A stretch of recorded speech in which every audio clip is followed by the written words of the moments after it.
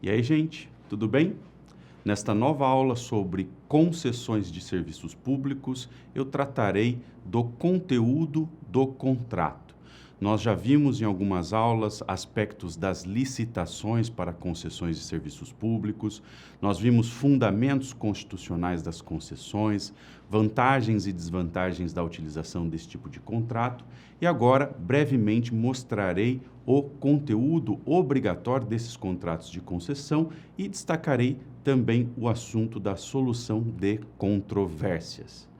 Nós precisamos lembrar que concessões são contratos administrativos pelo qual o Estado transfere um serviço público ou a gestão de uma infraestrutura a um particular ou até uma empresa estatal de outra esfera federativa.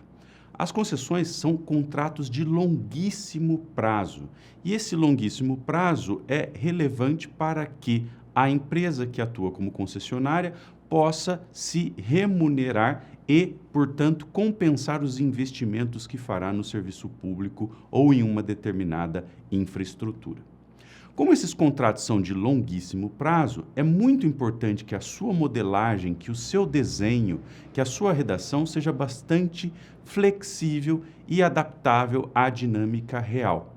É por isso que nós falamos que os contratos de concessão são contratos relacionais, são contratos abertos, flexíveis, que precisam ter a capacidade de se adaptar à dinâmica real. Por que isso? Porque a realidade, no momento em que o contrato é firmado, será diferente da realidade ao longo da vida desse contrato e daquela realidade que nós teremos quando o contrato se finalizar décadas depois. Nós estamos falando aqui de contratos de 30 anos, 40 anos, temos até contratos de 80, 90 anos no Brasil. E, portanto, é preciso que se pense o contrato, se pensem as cláusulas contratuais de maneira que elas tenham essa capacidade de se adaptar ao longo do tempo. E esse é o grande desafio de se fazer um contrato de concessão. Como, afinal, nós vamos criar essas cláusulas adaptáveis? Outro desafio também é saber o que nós poderemos alterar ou não num contrato de concessão para resguardar o princípio da vinculação ao instrumento convocatório. Até onde vão as alterações de contratos de concessão?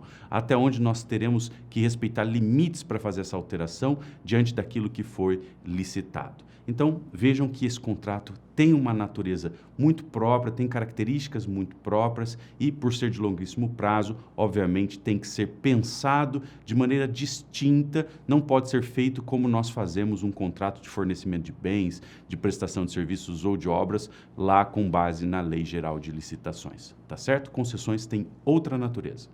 Bom, a Lei Geral de Concessões, a Lei 8987 de 1995, traz no seu artigo 23 um rol de cláusulas essenciais do instrumento concessório.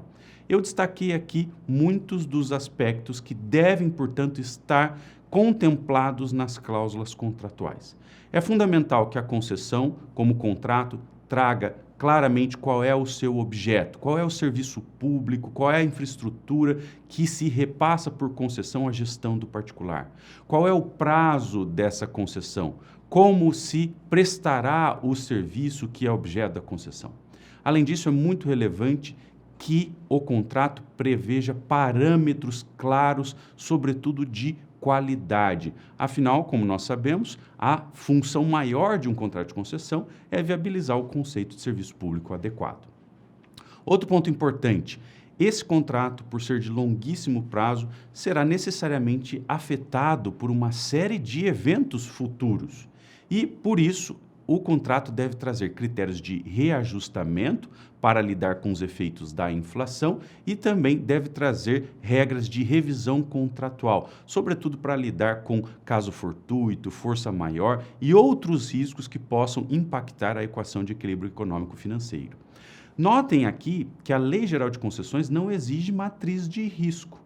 E é por isso que nós temos muitos contratos de concessão no Brasil que não têm matriz de risco como um anexo do edital ou como um anexo do contrato.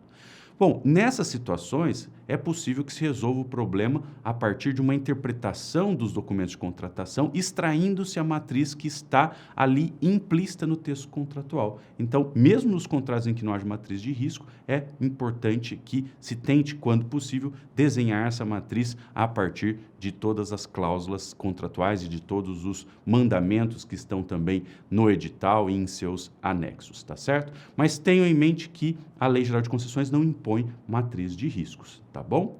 Outra coisa, o contrato deve trazer todos os direitos e deveres dos sujeitos envolvidos e principalmente do concedente, que é o titular do serviço concedido, e da empresa concessionária. Então, direitos e deveres muito claros dos sujeitos envolvidos.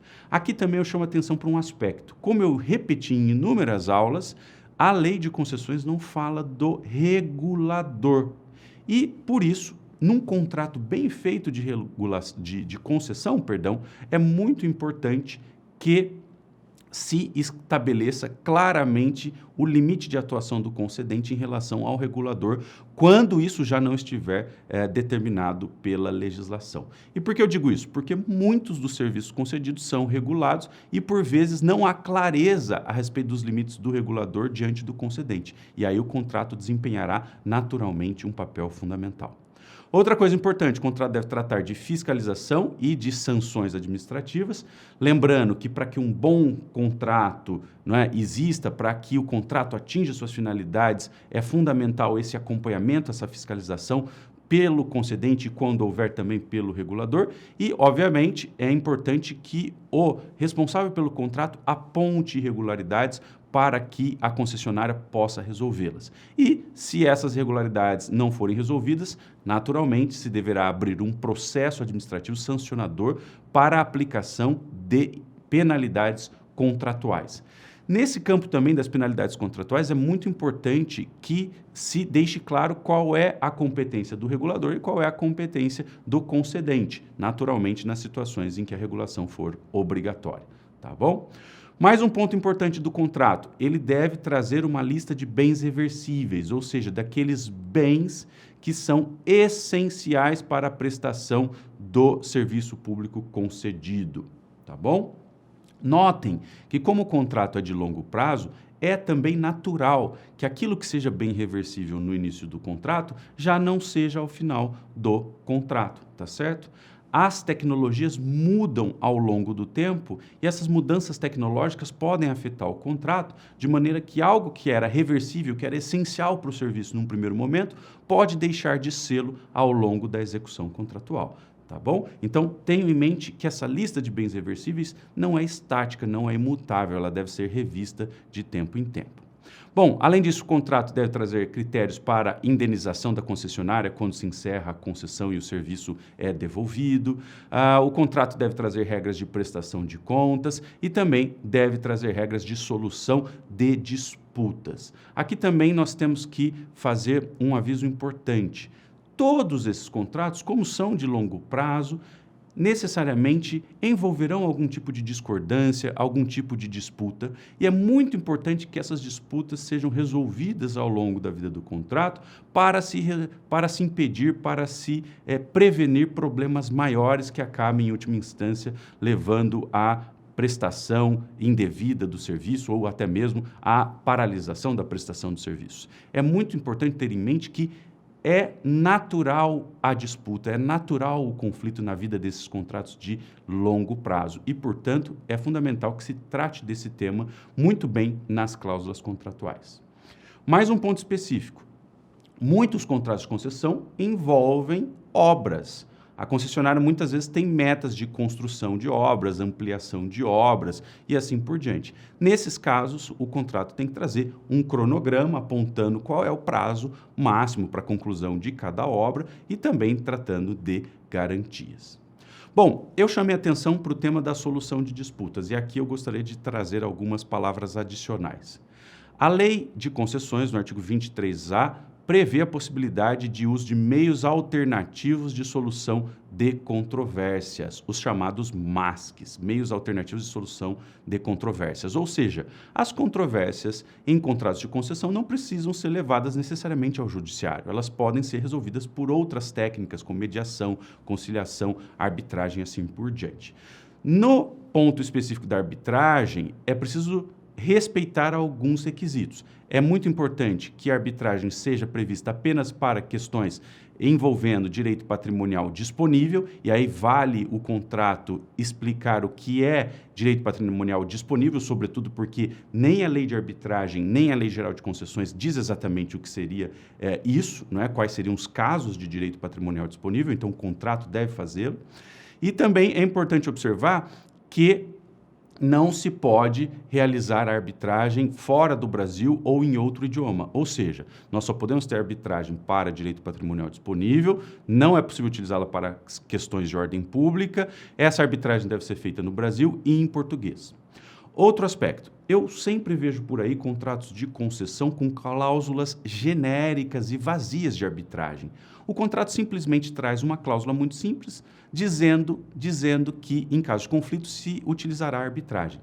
Tome muito cuidado, esse tipo de cláusula pode gerar mais problemas que soluções. É muito importante que a cláusula de arbitragem seja detalhada, que explique exatamente quais são os conflitos que serão levados para a arbitragem, que defina qual será a Câmara de Arbitragem competente, quem custeará a arbitragem e assim por diante. É muito importante que nós tenhamos cláusulas cheias, cláusulas detalhadas de arbitragem nesses contratos para que não tenhamos um problema ainda maior, tá bom? Mais um ponto para finalizar. Nós temos hoje, em matéria de solução de disputas, o chamado Dispute Board, ou seja, um instituto que é proveniente do direito norte-americano e que tem sido muito utilizado no Brasil, até porque agora ele está previsto na Lei Geral de Licitações de 2021. Notem que a lei de concessões não fala de dispute boards, não fala desses comitês de solução de disputas, mas, obviamente, como a previsão na Lei Geral de Licitações e a Lei Geral de Licitações se aplica subsidiariamente à lei de concessões, então nós podemos sim aplicar a figura do dispute board. Basicamente, aqui nós temos um comitê de solução de disputas que pode ser permanente ou ad hoc, geralmente é formado por técnicos, por engenheiros ou outros especialistas em áreas técnicas, não é um comitê formado por juristas apenas, às vezes não há nenhum jurista nesse tipo de comitê, e esse comitê serve para resolver questões muito específicas de execução contratual, tá certo? Então, o Dispute Board pode ter um papel de recomendar soluções para as partes ou mesmo de impor soluções para as partes, tá bom? Então, é isso aí. Não se esqueçam desses elementos importantíssimos e obrigatórios do contrato de concessão para que eles tenham uma efetividade maior. Um grande abraço e até a próxima aula.